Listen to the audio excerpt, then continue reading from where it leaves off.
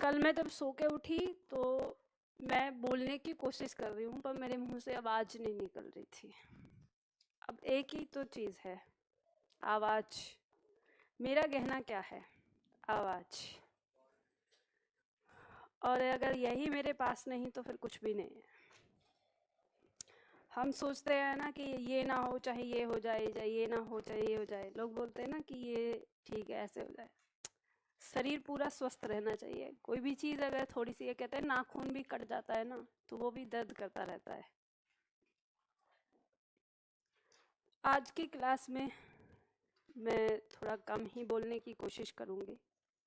व्याख्या तो है ही, ये तो हो ही नहीं सकता कि मेरे को कम बोलना पड़े, ठीक है। पर आप लोग ज़्यादा समझने की कोशिश करना, मैं इशारा करूँगी, इशारे से समझने की कोशिश करना। चलो, पहला प्रश्न है। वैसे मैं सोच रही हूँ कि आज एक तो मुझे बोलने में थोड़ी तकलीफ भी हो रही है।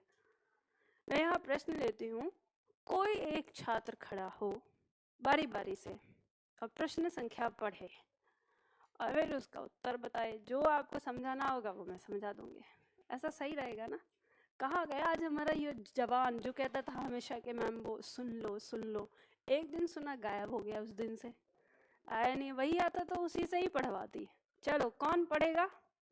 हिम्मत है हिम्मत? चलो पढ़ो प्रश्न। प्रश्न संख्या 1। ध्यान से सुनना, जल्दी बताना है। बताओ जल्दी से। 8। दूसरा प्रश्न, स्थायी भाव 9। ऑनलाइन वाले छात्र आप स्वयं पढ़ते रहें प्रश्न को, ठीक है? हाँ।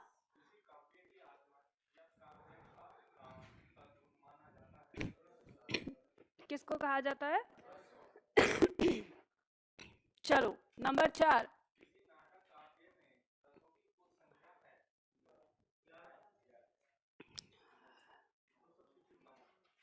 हाँ बताओ। नाटक काव्य, नाटक काव्य लिखा हुआ है।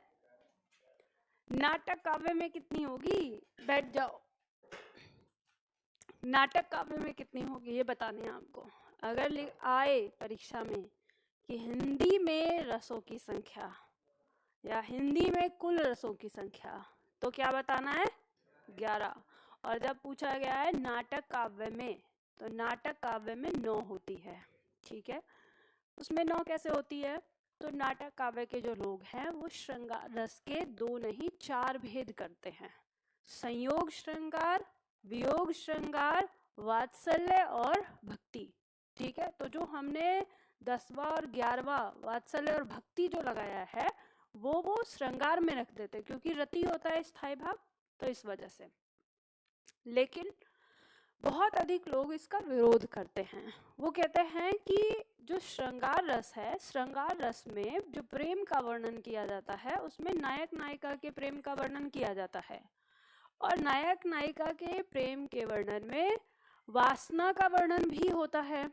तो भक्ति और वात्सल्य ये दोनों ऐसे प्रेम हैं जिनमें वासना नहीं है, तो इसलिए इसको अलग रखा जाना चाहिए।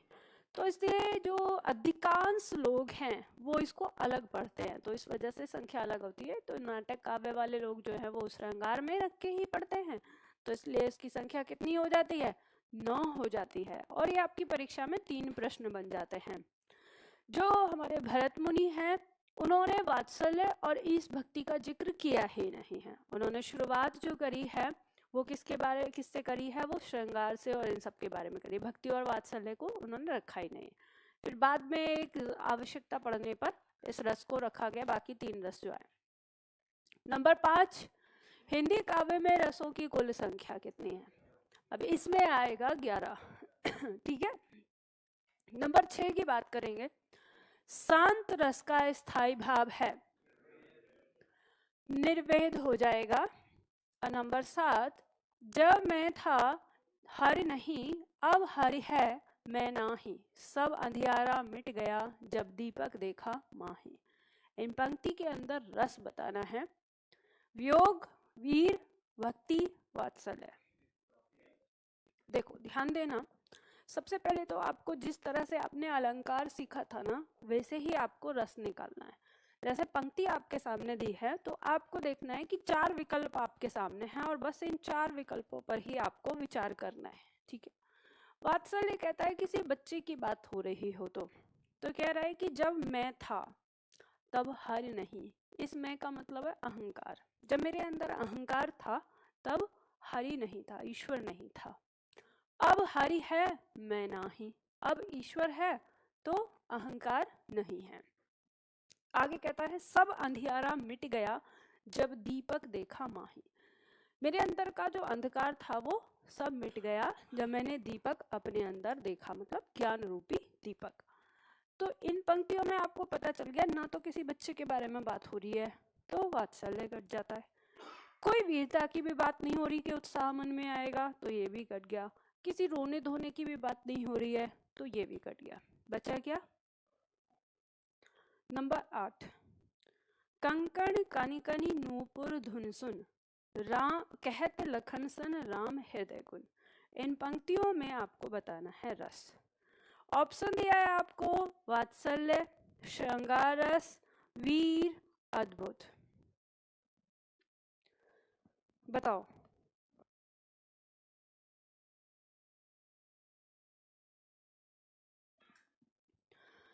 देखो, कंकण मैंने आपको बताया था, कंकण जो है कंगन का तत्सम रूप है, ठीक है।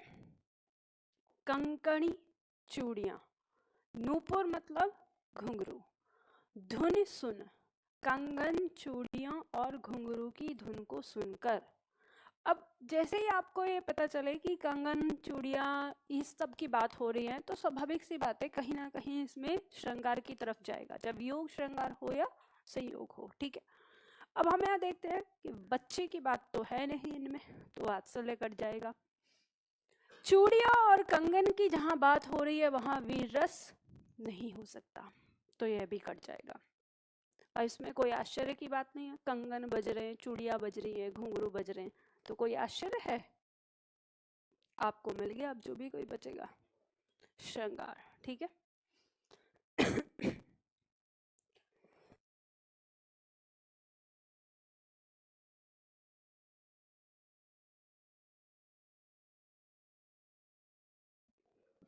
नंबर 9 देखो, यशोदा हरि पालने झुलावे, हिलावे दुलावे मल्हावे जोई सोई कछु गावे।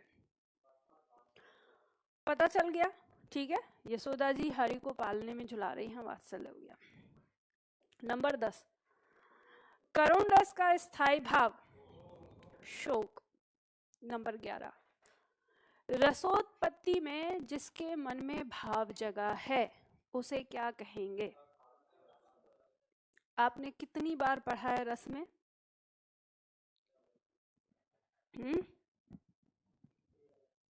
11 बार कि 12 बार? बताओ, गिनती करेंगे। 11 बार कि 12 बार? अरे 12 बार पढ़ा है। कैसे? श्रृंगार में 2 बार पढ़ा है ना। तो आपको पता है जिसके मन में भाव उत्पन्न हो रहा है उसको हम क्या कहते हैं? आश्रय आलम्बन, ठीक है। नंबर 12, गुरु गोविंद तो एक है, दूजा यह आकार, आपा मेटी जीवित मरे तो पावे करतार। किस रस का परिपक्व हुआ है? हमको पता है, कह रहे हैं कि गुरु गोविंद, गुरु और गोविंद, गोविंद मतलब ईश्वर और गुरु दोनों क्या है? एक ही है, इनमें कोई अंतर नहीं है। दूजा यह आकार, मतलब कहा है कि जो गुरु है वो गोविंद का क्या है? दूसरा ही आकार है। मतलब ईश्वर हमें दिखाई नहीं देता है, लेकिन अगर ईश्वर जब दिखने वाले रूप में आ जाता है तो कहा है वो किस रूप में? गुरु के रूप में है। आपा मेटी जीवित मरे ते पावे करतार, मतलब वो खुद को मिटाकर खुद तो वहीं बना रहता है और सारे प्राणियों को ज्ञान देके आगे बढ़ाता है। तो इस पंक्ति में किसके बारे में बात हो रही है? गुरु की महिमा के बारे में। और मैंने आपको कहा कि जब गुरु की महिमा का वर्णन आएगा तो कौन सा होगा? मैंने आपको बताया जब गुरु की महिमा का वर्णन होगा तो भक्ति रस आएगा। और ध्यान रखना कि यदि आप भक्ति रस खोज रहे हैं और विकल्प में आपको भक्ति रस नहीं मिलता तो आपको खोजना है शांत रस। तो यहाँ पे भक्ति रस है नहीं, तो आप क्या लगाएंगे इसका उत्तर? शांत रस। कभी ऐसी स्थिति आए कि किसी पंक्ति में आपको पता चलता है कि इसमें शांत रस होना चाहिए, लेकिन विकल्प में शांत नहीं है और वहां क्या दे रखा है, भक्ति रस, तो आप क्या लगाएंगे, भक्ति रस। ठीक है, क्योंकि ऐसा होता है कि कुछ पंक्तियां ऐसी होती है कि जिनमें शांत रस है कि भक्ति रस है, ये सुनिश्चित करना थोड़ा मुश्किल हो जाता है, तो लोग ऐसे दे देते हैं। तो आपको ये ध्यान देना है, दोनों कभी भी एक साथ करके नहीं दिए जाते, और अगर एक साथ दिए गए हैं तो उन पंक्तियों में पूर्णतः स्पष्ट होगा कि इसमें भक्ति है या शांत। ठीक है, क्योंकि जो भक्ति रस है ना, वो भी आपका वैराग से होकर ही उत्पन्न होता है। जब भी हमें ईश्वर के मन में भक्ति आ रही है ईश्वर के प्रति, तो सांसारिक जीवन से हमें क्या हो जाता है, वैराग हो जाता है, तब भक्ति उत्पन्न होती है। नंबर 16 देखो, यहाँ पे दिया बूझत श्याम कौन तू गोरी dot dot dot dot dot बात इन भुरई राधिका भोरी। गला काम नहीं कर रहा, कम से कम बोलूंगी, आपको पहले समझा चुकी हूँ। ठीक है, अब इनसे संबंधित आपको 3-4 प्रश्न बताने हैं। पहला प्रश्न दिया है कि इन पंक्तियों में कौन सा रस निहित है, पता चल गया, श्रृंगार, पता है। उपर्युक्त पंक्तियों में श्याम कौन है, आश्रय आलंबन, विषय आलंबन, आलंबन या उद्दीपन, आप कैसे पहचानेंगे, मन में भाव किसके उठा है, श्याम के, तो आश्रय आलंबन। ठीक है, आगे दिया हुआ है इन पंक्तियों में संचारी भाव क्या है,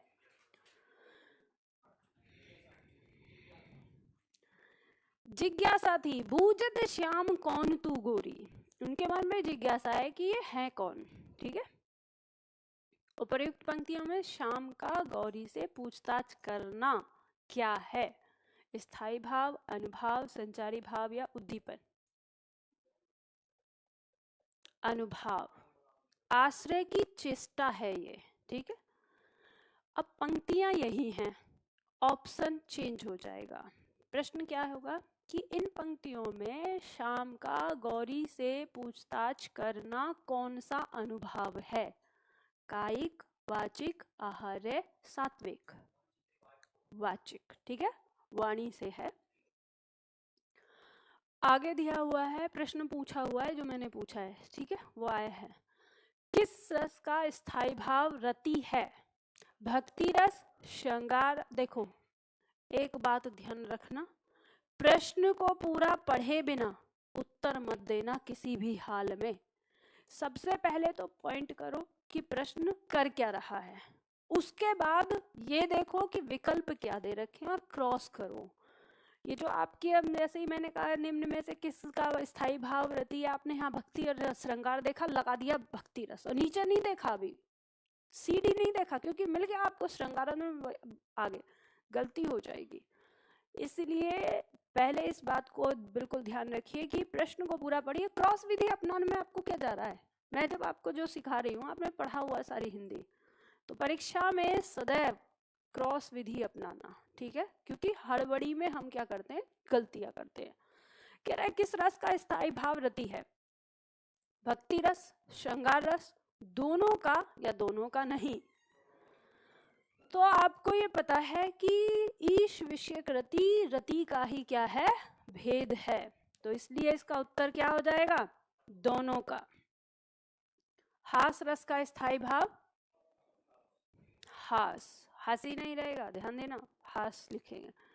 निम्न पंक्तियों में जनक तन्या क्या है, और पंक्तियां दी हैं, कंकण कनिकनि नूपुर धुन सुन कहत लखन सन राम हृदय गुनी, मानहु मदन दुंदुभी दीनी, मनसा विश्व विजय कहीं कीनी, तात जनक तन्या यह सोई, धनुष जग जही कारण होई। पंक्ति कहती हैं, ये पंक्ति उस समय की है जब राम वन में गए हैं, मतलब उपवन में अपने गुरु की पूजा के फूल लेने के लिए, और जो सीता जी हैं वो यज्ञ शुरू होने से, यानी धनुष यज्ञ शुरू होने से पहले, जो उनका स्वयंवर है, स्वयंवर शुरू होने से पहले गौरी पूजन के लिए गए हैं उपवन में। तो राम ने सीता को देखा है, सीता ने राम को देखा है, और राम ने जब चूड़ियों की धुन सुनी और जो घुंघरू और कंगन की धुन को, आवाज को सुना है, तो उनके हृदय में प्रेम उत्पन्न हो गया। तो यहाँ पे पंक्ति ये कहती है कि जो दूसरी पंक्ति है, मानहु मदन दुंदुभी दीनी, मतलब राम के हृदय में इस तरह का भाव जगा है, प्रेम भाव जगा है कि मानो कि मदन मतलब कामदेव ने स्वयं ही आकर दुंदुभी बजा दी हो और मनसा यानी उनकी इच्छा विश्व विजय करने की हो, जैसे पूरे विश्व को प्रेम पास में बांधने की उसकी इच्छा हो। तो ऐसा भाव मन में राम के जगा है और उस राम के हृदय की बात को गुनी मतलब समझकर लखन ने बताया है। तात जनक तन्या यह सोई। तात तात शब्द जो है एक अनेकार्थक शब्द है, परीक्षा में पूछा भी जाता है, आया हुआ है ये प्रश्न। तो तात का मतलब पिता होता है, तात का मतलब बड़ा भाई होता है, ठीक है। तो यहाँ इसका अर्थ है बड़े भाई से, कि बड़े भाई ये जनक तन्या है, मतलब जनक की पुत्री है और धनुष जग देहि कारण हुई, ये जो धनुष यज्ञ हो रहा है ये इन्हीं के कारण हो रहा है, ठीक है। तो इन पंक्तियों में कौन, अब ये पूछा है कि जनक तन्या है कौन, तो अब आपको पता चल गया कि जनक तन्या कौन है, विषयालंबन है, ठीक है। अब इसमें अगर वो रस पूछे तो भी बता देंगे, स्थाई भाव पूछे तो भी बता देंगे। आगे दिया हुआ है, अति मलिन वृषभानु कुमारी अधोमुख रहत उरद नहीं, डॉट डॉट डॉट आ गया, फिर ज्यो नलिनी हिमकर की मारी। इन पंक्तियों में आपको बताना है रस, रस कौन सा है, हास्य रस है, करुण रस है, वियोग श्रृंगार है, संयोग श्रृंगार है। वियोग होगा, संयोग नहीं कहेंगे। यहाँ पे पंक्तियां कह रही हैं कि वृषभानु कुमारी यानी राधा जी जो है वो बहुत ज्यादा मलिन हो गई हैं, और वो मलिन किस कारण से हुई हैं, कृष्ण के यहाँ से चले जाने के कारण, यानी कृष्ण के वियोग में है। जब वो वियोग में है तो विरह है, और विरह है तो यहाँ क्या होगा, वियोग श्रृंगार। वीरों का कैसा होगा बसंत, इन पंक्तियों में कौन सा रस होगा, वीर रस हो जाएगा, ठीक है। रौद्र रस का स्थायी भाव क्रोध हो जाएगा। चलो आगे बढ़ते हैं। आगे दिया है रसोत्पत्ति में आश्रय की चेष्टाएं क्या कही जाती हैं, अनुभाव। आगे दिया है सतगुरु की महिमा अनंत अनंत किया उपकार, लोचन अनंत उघाड़िया अनंत दिखावन हार। इन पंक्तियों में कौन सा रस निहित है, श्रृंगार, वीर, शांत, वात्सल्य। हमें पता है सतगुरु की महिमा अनंत, मतलब ईश्वर, मतलब गुरु की बात कर रहा है, सतगुरु मतलब जिसने ज्ञान दिया है ईश्वर का, तो इसमें क्या हो जाएगा हमारा शांत रस, ठीक है। निम्न पंक्तियों में हंस सुता की सुंदर कगरी क्या है, पंक्तियां दिया हुआ, ऊधो मोही ब्रज विसरत नाही, हंस सुता की सुंदर कगरी और ध्रुमन की छाएं। आश्रय आलंबन है, उद्दीपन है, संचारी भाव है, या विषयालंबन है।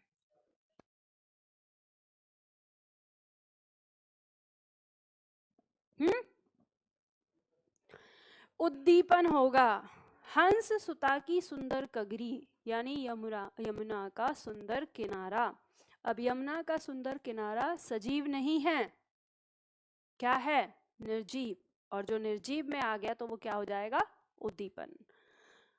विषयालंबन और उद्दीपन दोनों क्या हैं, विभाव हैं, और विभाव दो होते हैं, सजीव और निर्जीव, ठीक है। तो यहाँ निर्जीव विभाव की बात हो रही है, तो निर्जीव विभाव क्या होता है, उद्दीपन, ठीक है।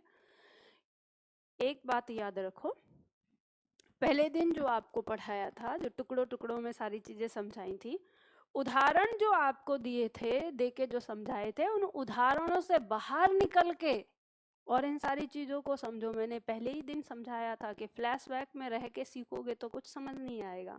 तो ये बताओ वात्सल्य रस का स्थायी भाव क्या है, संतान विषय गति।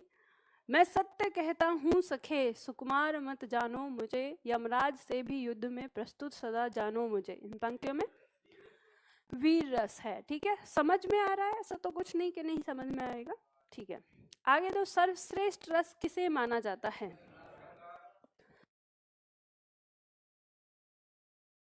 श्रृंगार रस हो जाएगा। संयोग श्रृंगार रस का स्थायी भाव क्या है, रति, ठीक है। रस जो लिखा हुआ है ना, काट दो, टाइपिंग मिस्टेक है। जितना भी आगे रस लिखा है स्थायी भाव कह रहा है, रस थोड़ी ना होगा, ठीक। इनके सामने जो रस लिखा हुआ है टाइपिंग मिस्टेक है, काट दीजिए उसको।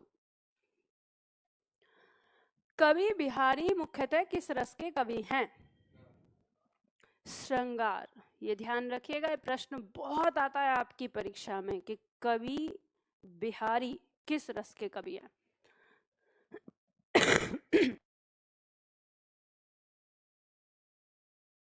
जो बिहारी जी हैं ये हमेशा ऐसी कविताएं करते हैं जो इन्होंने थोड़ी बहुत भक्ति रस की भी की है, लेकिन श्रृंगार रस ही इन्होंने ज्यादा प्रधान रखा है। शोभित कर नवनीत लिए, पंक्ति में बच्चे के बारे में बात हो रही है, तो क्या हो जाएगा? वात्सल्य। 32 देखो, प्रिय पति वह मेरा प्राण प्यारा कहाँ है, दुख जल निधि डूबी का सहारा कहाँ है। पंक्ति कह रही है कि मेरा जो प्राण प्यारा जो पति है वो कहाँ है, और मैं जो ये दुख में डूब चुकी हूँ इसका सहारा कौन है। तो पंक्ति के अर्थ में हमें कुछ और नजर नहीं आता, ये समझ में आता है कि कोई बहुत ज्यादा शोक में है। तो शोक में ये है कि इन पंक्तियों के पीछे जो नायिका है उस नायिका का पति मर गया है और वो विलाप कर रही है, तो इसमें क्या आ जाएगा? साइबा शोक। किलक अरे मैं नेह निहारूं, इन दांतों पर मोती वारूं, इन पंक्तियों में कौन सा रस है? वात्सल्य। भरत मुनि के रस सूत्र में निम्नलिखित में से किसका उल्लेख नहीं है? स्थाई भाव। ठीक है, जो उनका सूत्र है उसमें स्थाई भाव नहीं दिया हुआ है। 35 का बताइए, ऊधो मोही ब्रज विसरत नाही, हंस सुता की सुंदर कगरी और द्रुमन की छाई। इन पंक्तियों में रस क्या है?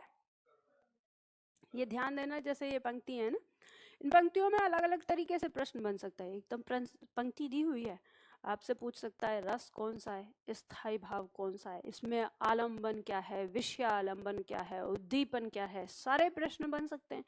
तो जब आपको सारी चीजें पता है तो आराम से आप पता कर लेंगे। ठीक है।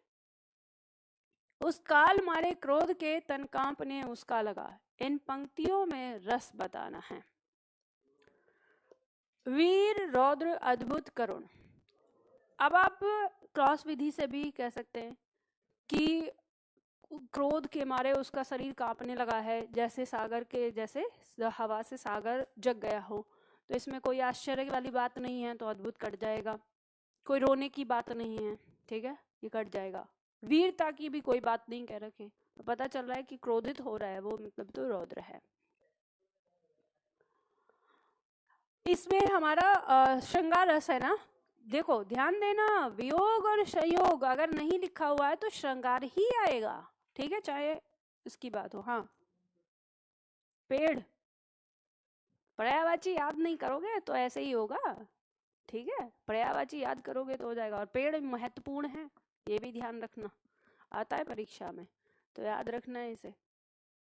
हम 35 पे ही थे ना, तभी बंद हुई है ना, इससे पहले बता देते हैं ना। 36 का इसमें क्या हो गया हमारा? रौद्रस हो गया, मैंने बताया ही पहले। 37 की बात करेंगे, मेरे तो गिरधर गोपाल, मैंने आपको बताया ना, इसमें जो शांत रस है इसको काट के भक्ति रस करिए, और यही इसका उत्तर होगा। ठीक, भक्ति रस।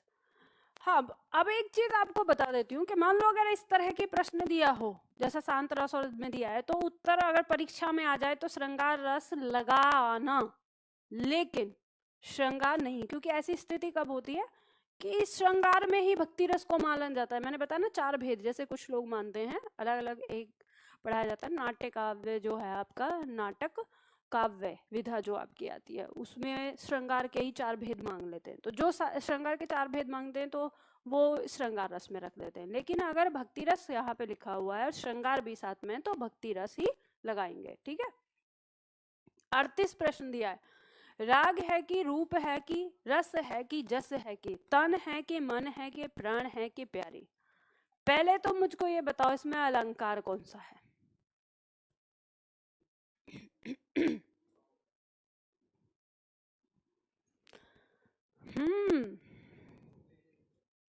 उल्लेख है, उल्लेख है, एक और है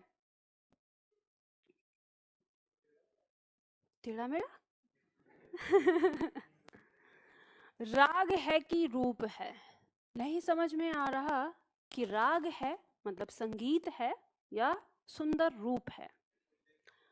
रस है कि जस है, नहीं समझ में आ रहा। रस मतलब आनंद है या जस मतलब प्रसिद्धि है, क्योंकि आनंद प्रसिद्धि में भी है और जो आपको जिस चीज में आनंद मिल रहा है तो वहां भी है।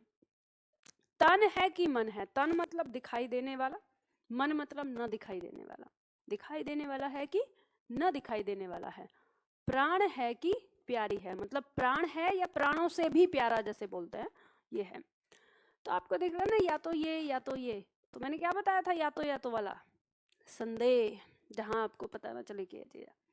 तो इसके अंदर उल्लेख अलंकार और संदेह अलंकार, ठीक है।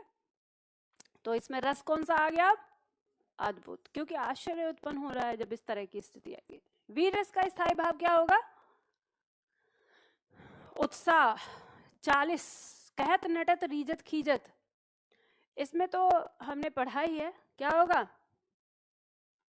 वात्सल्य वीर शांत श्रृंगार।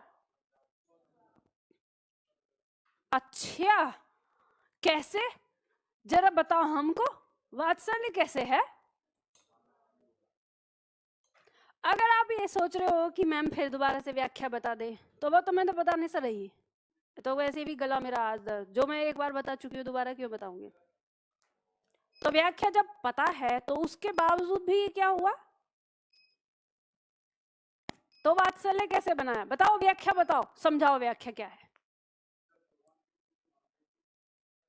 हाँ,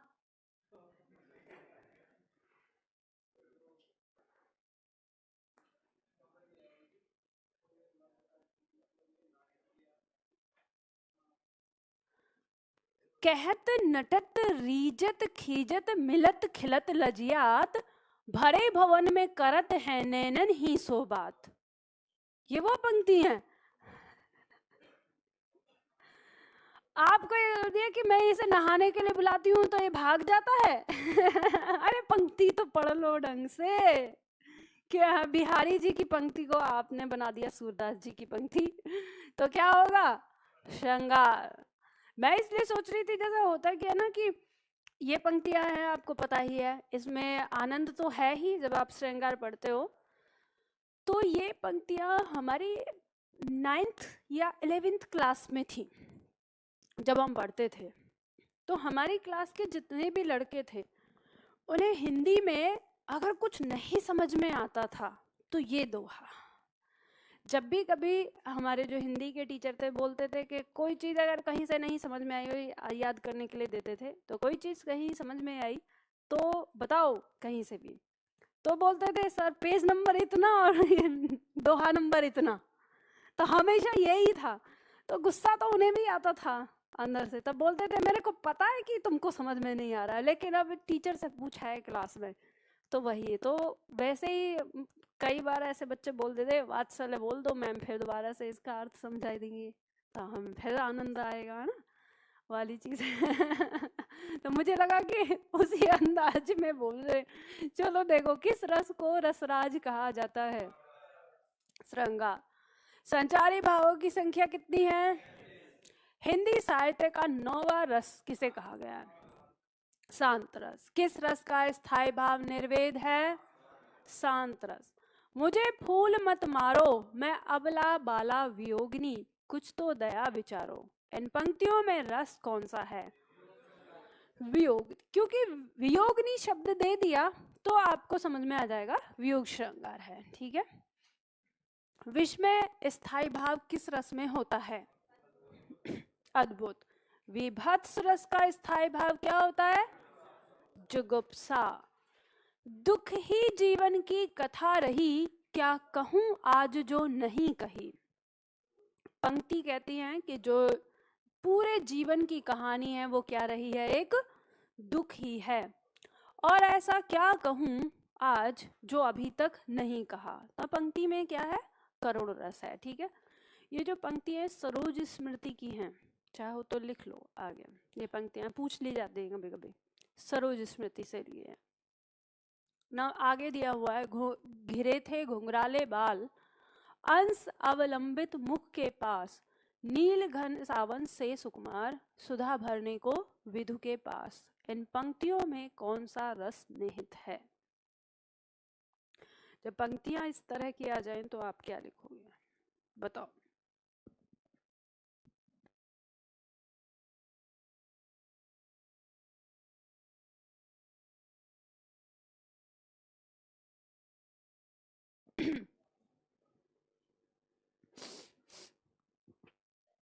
संयोग, श्रृंगार, वीर रस, शांत रस, वात्सल्य।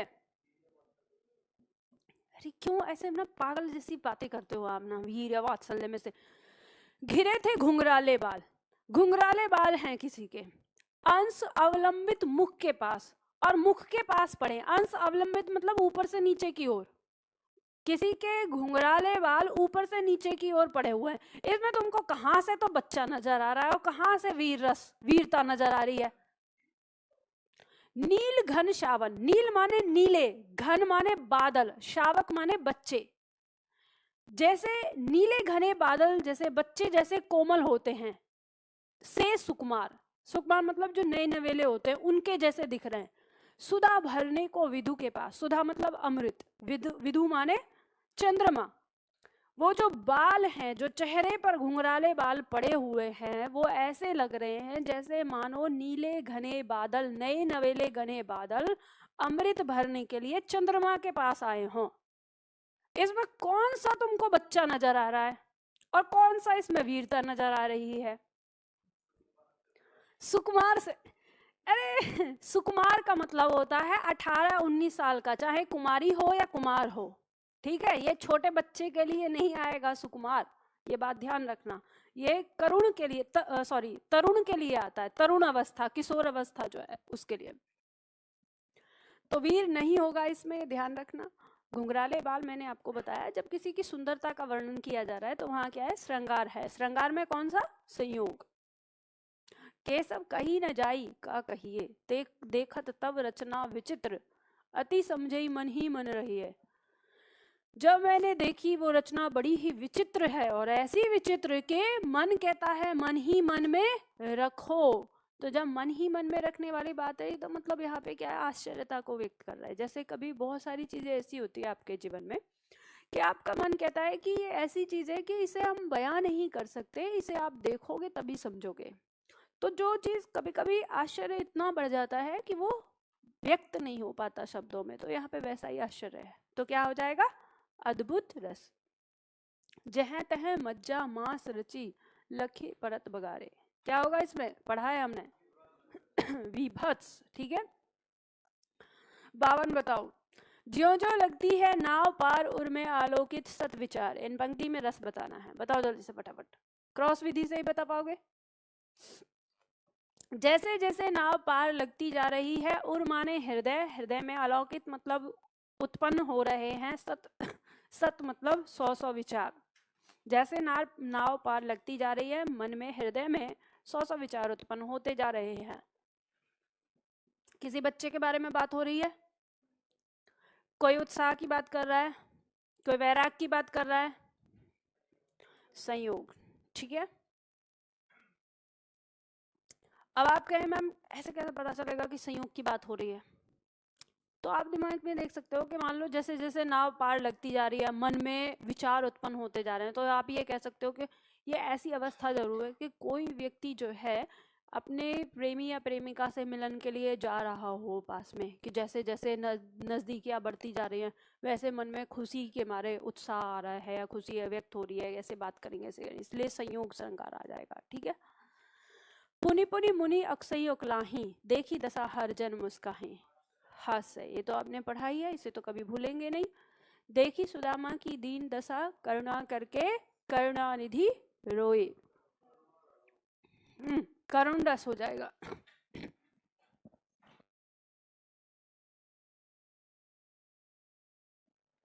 आगे देखो, ये बताओ 55 में, देखी रूप लोचन ललचाने, हर से जन निज निध पहचाने। बताओ पंक्ति में कौन सा रस है, श्रृंगार, करुण, रौद्र या अद्भुत? देखी रूप, लोचन मतलब नेत्र, ठीक है। रूप को देखकर जो नेत्र हैं वो ललचाने लगे हैं, हर से जन निज निधि पहचाने। ऐसा लग रहा है जैसे जो नेत्र हैं उन्होंने निज मतलब स्वयं की, निधि मतलब एक तरह से खजाना, संपत्ति कह सकते हो, स्वयं की संपत्ति को उन्होंने पहचान लिया है और वो अब हर से मतलब खुश हो गए हैं। तो इसमें कोई रोने की बात तो नहीं है, और कोई आश्चर्य की, कोई गुस्से की, श्रृंगार है। ठीक है, उस समय की पंक्तियां हैं जब राम को सीता ने स्वयंवर में देखा, तो इसी के लिए वर्णन किया है कि सीता के नेत्रों ने राम को पहचान लिया, तो उसी चीज को बात कही। स्वान अंगरीन को काटी काटी के खात विदारत, विभत्स हो जाएगा। जशोदा हरि पालने झुलावे, इसमें कौन सा रस हो जाएगा? वात्सल्य हो जाएगा। प्रत्येक रस में संचरण करने वाले भाव को क्या कहते हैं? संचरण करने वाले, आने जाने वाले भाव क्या कहलाते हैं? संचारी भाव कहलाते हैं। उत्साह स्थायी भाव किस रस का है? नभ में झपटत बाज लखी, भूल्यो सकल प्रपंच, कंपित तनु व्याकुल नयन, लावक हिलो निरंज। बताओ जल्दी।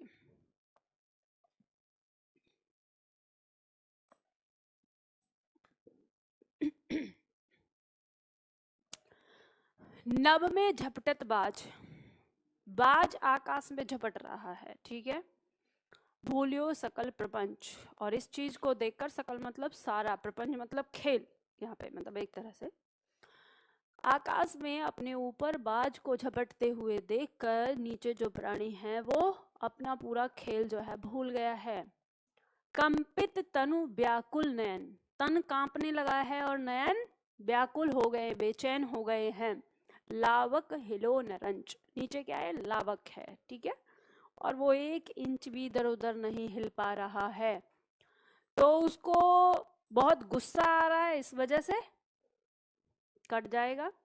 उसे घृणा आ रही है इस वजह से, उसके अंदर जोश आ रहा है इस वजह से, तो उसके अंदर भय उत्पन्न हो गया, डर उत्पन्न हो गया है इस वजह से। तो रस क्या हो जाएगा? भयानक। ठीक है, समझ में आ रहा है ना? पंक्ति के अर्थ को देखोगे आराम से समझ लोगे। व्याकुल लिखा हुआ है, होता क्या है? व्याकुल होता है। तो एक बात ध्यान रखना, मैंने जो अक्सर अभी देखा है पिछले दिनों में, कि अवध भाषा में अक्सर हमने देखा है कि जहां पर व का प्रयोग होना चाहिए वहां पर ब का प्रयोग होता है। जैसे अगर हम वीर कहते हैं तो वो बीर बोलते हैं, तो इस वजह से ये बोली के आधार पर होता है। तो वही इसमें उसी की वजह से व्याकुल को व्याकुल कहा गया है। आप अक्सर देखेंगे, रामचरितमानस को देखेंगे, अवध में लिखी हुई है, उसमें जहां पर भी व आना है हमारा, वहां पे ब लिखा होता है। ठीक है, जैसे रघुवीर लिखा हो ना तो रघुबीर लिखा जाता है। तो अब क्योंकि ये तो काव्य है, ठीक है, तो वहां पे उसमें है, तो लेकिन आप जब इसे मानक हिंदी में पढ़ते हैं तो मानक हिंदी में शब्द अपना सही हो जाएगा, और जब उसमें रखा हुआ तो वो वैसा रहेगा। ठीक है, समझ रहा, इनमें अंतर कर लेना। आगे दिया, निश्चर हीन करूं मही, भुज उठाई पनकीन, सकल मुनिन के आश्रमन, जाए जाए सुख दीन। पंक्ति में किस रस की निष्पत्ति हुई है? करुण, रौद्र, भयानक, वीर। भूल जाते हो आप लोग, मैंने पढ़ाई है ये पंक्तियां। निश्चरहीन, राक्षस विहीन कर दूंगा इस पृथ्वी को, ऐसा भुजा उठाकर प्रण करते हैं भगवान राम। जब भगवान राम ऐसा भुजा उठा के ऐसा प्रण ले रहे हैं तो रौद्र रस तो नहीं है, कुछ गुस्सा नहीं है, वीरता का प्रदर्शन हुआ है, तो वीर रस हो जाएगा। ठीक है, बतरस लालच लाल की मुरली धरी लुकाए, तो श्रृंगार हो जाएगा इसमें। सिर पर बैठियो काग, आंख दो खात निकारत, बीभत्स हो जाएगा। पानी ही ते हिम भया, हिम है गया बिलाय। इस पंक्ति में कौन सा रस है? बताइए। अरे फैन ही चला लो पीछे वाला, या तो आगे वाला चला लो, चल जाएगा वैसे। नहीं है कनेक्शन, वो लाइट के लिए ये चलो जल्दी खत्म करते हैं इसको फटाफट से, इतनी भी ज्यादा गर्मी नहीं लग रही है अभी ना। पानी ही ते हिम भया, हिम है गया बिलाए। पानी से हिम हुआ, ठीक है, और हिम से क्या हो गया, बिलाए। बिलाए किसका पर्यायवाची है, पानी का, ठीक है, तो लिख लेना। कह रहा है कि पानी से बर्फ बन गया और बर्फ से फिर पानी बन गया। अब इन पंक्तियों में क्या होगा, अब जब आप ऐसी कोई बात सुनेंगे कि पानी से बर्फ और बर्फ से पानी, ये किस तरह से हो गया, आत्मा से परमात्मा, परमात्मा से आत्मा, हमारा भी यही सिस्टम चल रहा है, ठीक है। तो जब इस तरह का, ना तो कोई श्रृंगार की बात है इसमें, ना ही कोई वीरता की है, ना ही किसी बच्चे की बात है, ये ईश्वर की भक्ति की बात है। अब भक्ति रस रखा हुआ है, अगर यहाँ शांत रस भी होता तो शांत रस होता इसमें, तो इसमें एक्चुअल में जो रस है वो क्या है, शांत रस, क्योंकि उपदेश देती पंक्तियां हैं। अब मान लो अगर ये पंक्तियां आ जाएं कि पानी ही ते हिम भया, हिम है गया बिलाए, इसमें अलंकार कौन सा है, तो बताओ अलंकार क्या है, दिमाग लगाओ। अन्योक्ति अलंकार लिख लो बगल में, भविष्य में कभी भी आ सकता है। पंक्ति कह रही है कि जिस प्रकार से पानी से हिम और हिम से फिर पानी हो जाता है, उसी प्रकार जो ये आत्मा है ये परमात्मा से निकलती है और मृत्यु के बाद फिर से परमात्मा में विलीन हो जाती है। तो एक है शब्दार्थ और एक है भावार्थ, तो दोनों अर्थ होने के कारण इसमें क्या है, अन्योक्ति है, ठीक है। तू करता तू भया, मुझ में रही न हूं, बारी फेरी बल गई जित देखा तित तू, तो इनमें भी क्या हो जाएगा, भक्ति रस हो जाएगा। आगे कह रहा है, तपस्वी क्यों हो इतने क्लांत, वेदना का यह कैसा वेग, आह तुम कितने अधिक हताश, बताओ यह कैसा उद्वेग। पंक्ति कह रही है, हरे तपस्वी तुम इतने क्लांत क्यों हो, क्लांत मतलब अंदर से बेचैन परेशान, वेदना का यह कैसा वेग, अब मन में क्या है, कोई वेदना है, और उस वेदना का ये कैसा वेग है तुम्हारे मन में जो ऊपर आ रहा है तुम्हारे चेहरे पर, आह तुम कितने अधिक हताश, आह भरी जा रही है, तुम इतने हताश हो गए हो, बताओ यह कैसा उद्वेग, जो तुम्हारे अंदर ये जो बाहर निकलने के लिए एकदम से है, मतलब जो घुटन हो रही है अंदर, वो ये कैसा उद्वेग है, क्यों इतने हताश हो। तो ध्यान देना, अब आप कहेंगे कि मैंने वेदना शब्द का प्रयोग करुण रस में भी बताया था, लेकिन करुण रस में वेदना का यह है कि उसके मन में क्या है कि चीज कभी प्राप्त नहीं हो रही है, एक तरह से क्या है, दर्द बना हुआ है। लेकिन यहाँ जो ये पंक्तियां हैं ये बता रहे हैं कि वो किसी कारण से अंदर मनी मन क्या है, बेचैन है, और जब किसी कारण से मनी मन बहुत बेचैन वाली चीज आती है तो वो वैराग को उत्पन्न करती है, और जहाँ पे वैराग यानी निर्वेद उत्पन्न होता है तो वह रस क्या होता है, हमारा शांत रस होता है, ठीक है। तो इसका उत्तर क्या हो जाएगा, शांत रस, ठीक है। हाय सब मिथ्या बात, आज तो सौरभ का मधुमास, शिशिर में भरता सूनी सांस, इन पंक्ति में रस बताना, वियोग श्रृंगार, वीर, भयानक, वात्सल्य। पंक्ति कहती है, हाय यह सब मिथ्या, ये सब झूठी बातें हैं, आज तो सौरभ का मधुमास, सौरभ का मधुमास किसे कहते हैं, मधुमास बसंत ऋतु का पर्यायवाची है, ठीक है, मिलन के लिए, कि आज तो मिलन का मौसम है, मिलन का समय चल रहा है, और शिशिर में भरता सूनी सांस, मिलन का मौसम हो और प्रेमी या प्रेमिका अकेले हो और आह भर रहे हो तो क्या होगा, वियोग श्रृंगार रस, ठीक है, विरह होगा। प्रकृति के यौवन का श्रृंगार करेंगे कभी न बासी फूल, बताओ, मतलब आगे पढ़ना पूरा ही जरूरी है, मैंने तो आपसे बताया, पढ़ाया है आपको। क्या होगा, श्रृंगार, वीर, शांत, वात्सल्य है, पटक पटक के मारूंगी बताओ,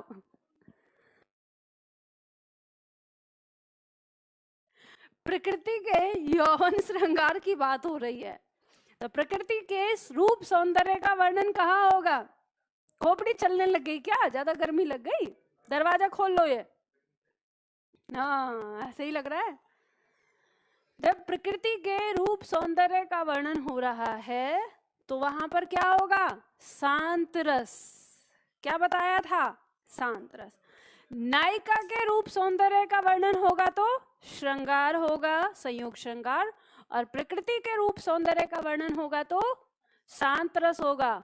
और प्रकृति का अगर प्रलय वर्णन होगा तो भयानक। ठीक है, ये 2-4 बातें ध्यान रखो। बिनु गोपाल बैरन भई कुंजे, इन पंक्तियों में कौन सा रस निहित है?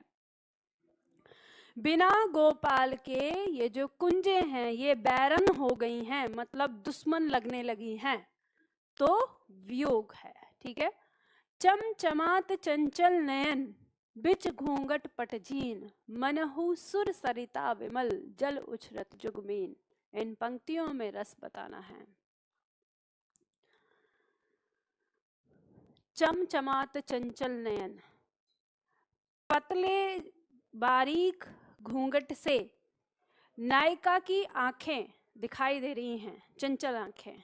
कैसी लग रही हैं? जैसे गंगा के जल में 2 मछलियों का जोड़ा उछल रहा हो। तारीफ हो रही है नायिका की।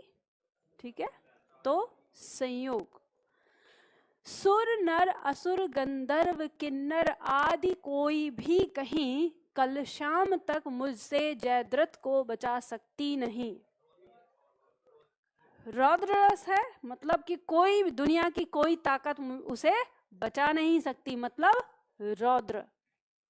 जब पहुंची चपला बीच धार, छिप गया चांदनी का कगार, 2 बाहों के दूरस्थ तीर, धारा का कृस कोमल शरीर, आलिंगन करने को अधीर।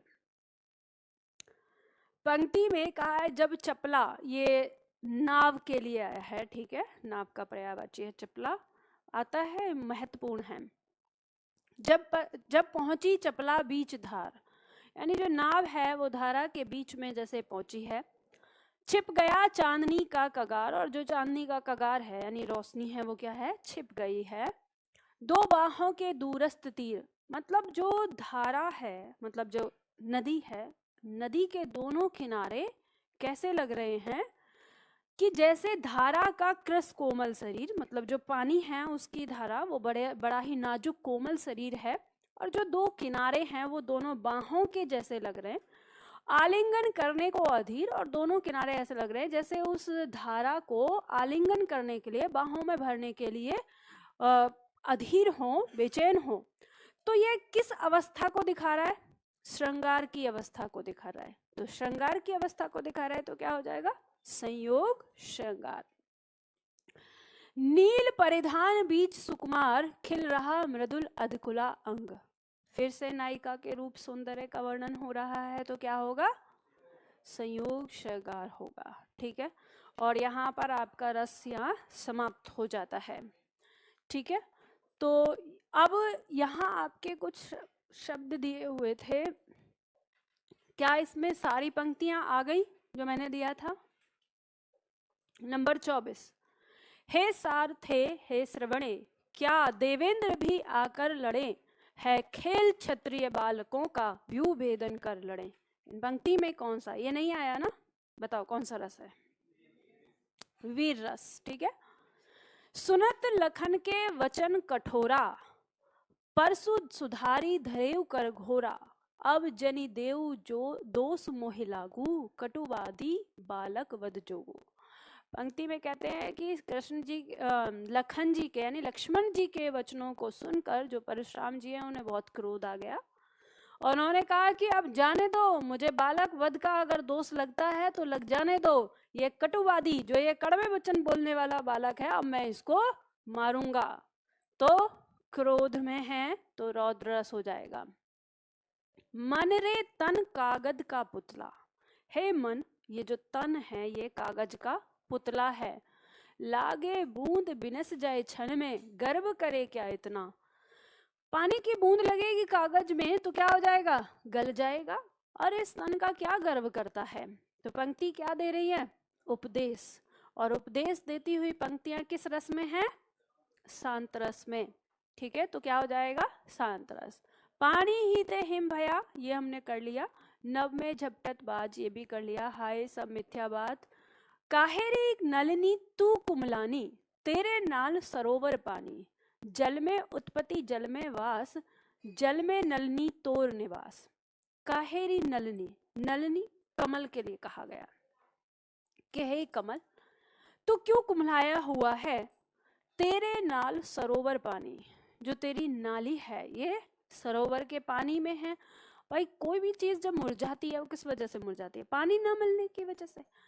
फिर भी कमल जो है मुरझाया हुआ है। तो यहाँ पर कवि पूछ रहा है कि तू पानी में, सरोवर के पानी में है और फिर भी तू मुरझाए हुए है।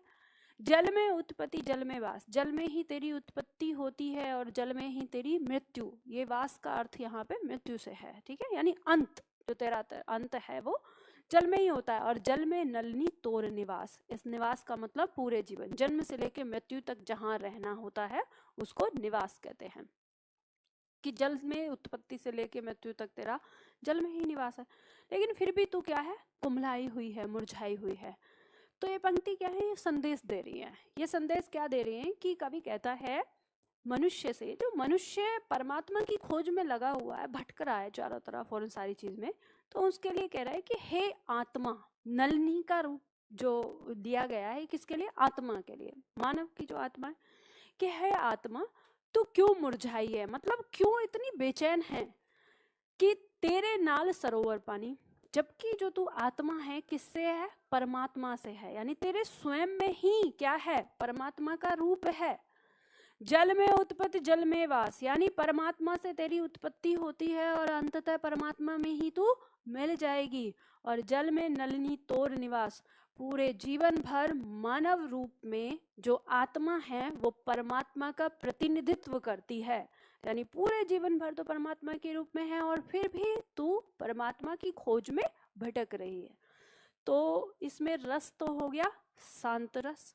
अलंकार अगर पूछा जाएगा तो अन्योक्ति अलंकार हो जाएगा, और बाकी जैसे और शब्द है तो इसमें शायद मेरे ख्याल से अनुप्रास अलंकार आ रहा है क्या? कहीं किसी में शायद नहीं आ रहा है ना, अनुप्रास नहीं, ठीक है, बाकी और दिखे तो दे। तपस्वी क्यों हो इतने क्लांत, ये हो गया। मन की उत्तप्त वेदना मन ही मन में बहती थी, चुप रहकर अंतर मन में कुछ मौन व्यथा कहती थी। दुर्गम पथ पर चलने का वो संबल छूट गया था, अविचल अविकल वह प्राणी भीतर से टूट गया था। इन पंक्ति में क्या हो जाएगा? करुण रस नहीं होगा। पंक्ति को ध्यान से सुनो, देखो, मन की उत्तप्त वेदना मन ही मन में बहती थी।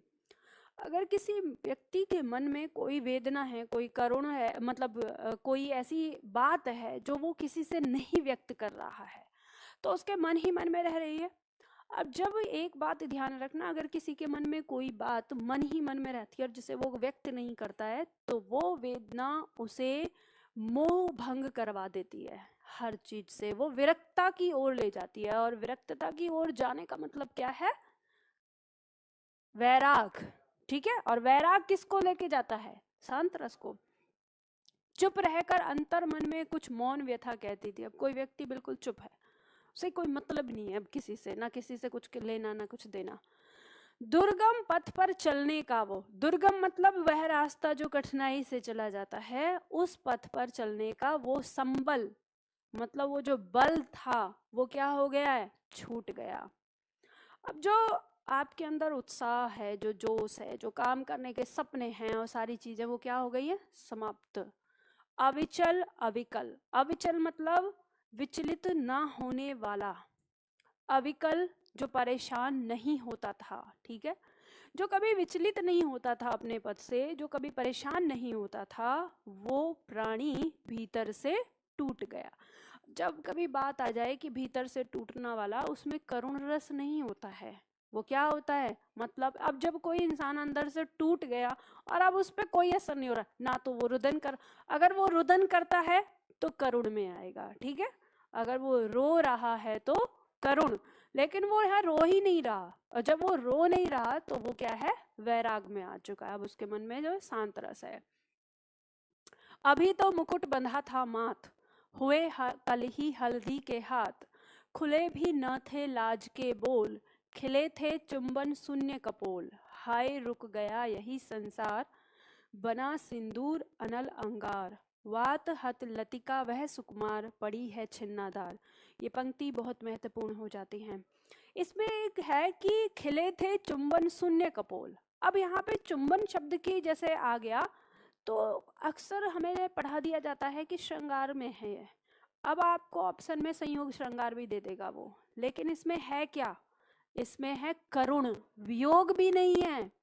करुण कैसे, आप कैसे पहचानेंगे? ध्यान रखना, पंक्ति का पूरा अर्थ आपको समझना होता है।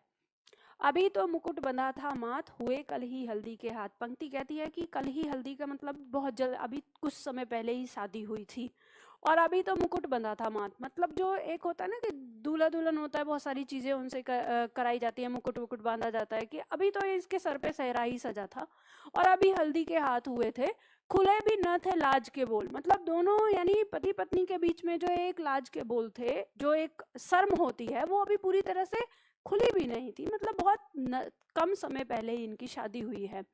आगे दिया है, हाय रुक गया यही संसार।